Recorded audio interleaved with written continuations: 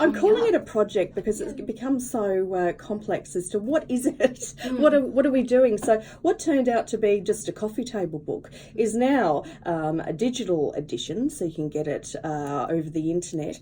And I've joined up with Lake Mac City Council, and we are putting it in print. We're actually printing it on corrugated iron. Oh, wow. I know, it's amazing. And it's going up on the 22nd of February in Belmont Library. So we can't wait. And that is going to be the first of many exhibitions. That's fantastic. Now, let's go backwards. How did it all start? You said over a coffee book and over a conversation. How did it all start? How did it all start? Well, I mean, if we can go way back, I'm a counsellor, a profiler by trade, and have been doing this for 25 years.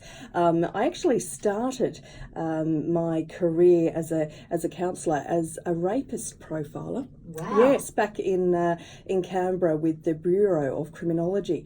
Horrible job, as you can imagine, but I learned a lot from that. I then moved into vocational rehabilitation, which I've been doing now for 25 years, and that's predominantly with military and people who have been, discharged for a variety of reasons, mainly PTSD, and helping them back into community civilian life.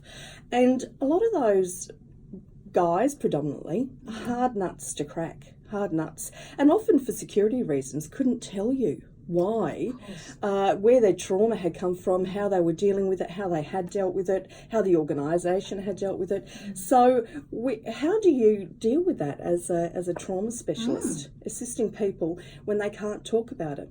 How do you help them? Absolutely. How do you help them? Yeah. And often these guys, predominantly these guys, are not great at opening up to feelings. They're not great at communicating this. No. And this is a new process for them as well. So asking about their tattoos became a rapport builder for us. We're able to build rapport, talk about it, and I was able to then ascertain from them the reasons why they got it, what they chose, who was with them when they got it, what their defence mechanisms are, what their coping mechanisms are, what's working for them, what wasn't working very well, and build on that moving forward. So I've been using this technique really for 25 years, and it's become more prevalent now. Tattoos are more prevalent. It's pop art. Everyone and anyone can get them. So being able to ask someone about their tattoo, looking at what their response is. Some people, men seem to be much more open about it. Women are a bit more guarded, I think, because there is much more sentimentality on them. Absolutely. But men are quite brazen in saying, look, this is for, my mum, or and will often have them shown, whereas women often have them hidden as well. So there is some gender differences, but also looking at why you chose that tattoo, what's the meaning behind it, how did you come up with it, who came along with you to get the tattoo done, who also went and supported you with that. So a lot of that is moving towards working out how people are, how they're coping in life, and how perhaps we can help them build that and work forward. Yeah. Wow, that's an incredible story on its own. I hope that's in the work, is it? Until we touch on that.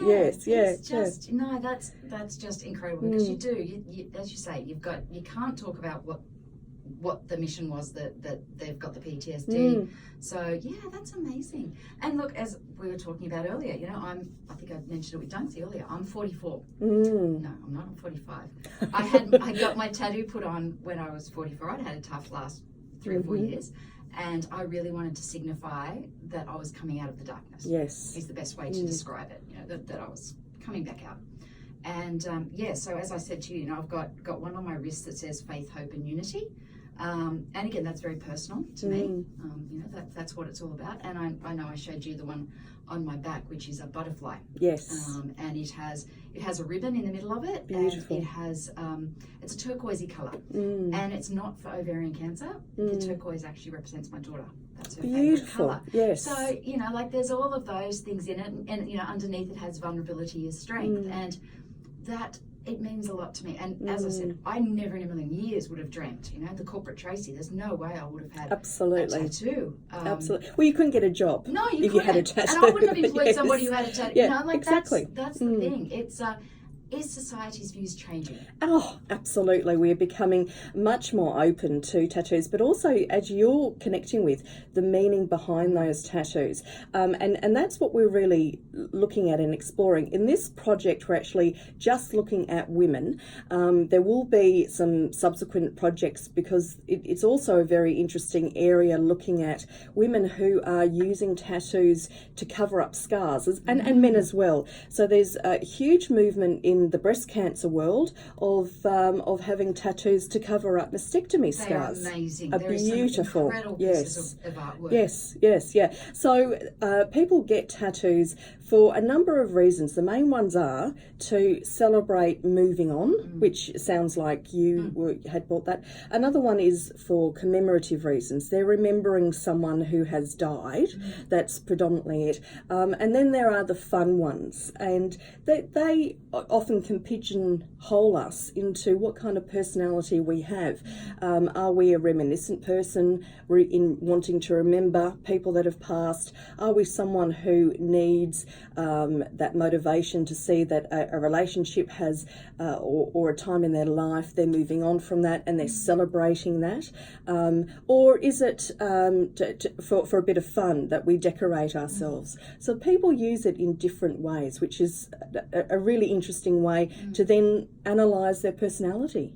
What's your favourite story? What's your favourite one? Oh, I know that's hard to ask, but I really do love the mastectomy scars, that they feel that they are adding to their body. That their body now has a covering that they are proud of. And so that really fills my heart. It really does. And women of all ages are now getting tattoos. It isn't for, the drunken sailor anymore. No, exactly, yeah.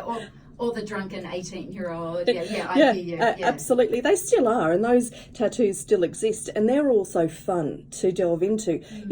How did you get your tattoo? Did you think about it? Did you choose the design, or did you just front up to a tattoo parlour with one Saturday night with your friends with a few drinks under you? And that tells a lot about you as a person as well. Absolutely. As well as someone who has researched it and has some depth and some meaning.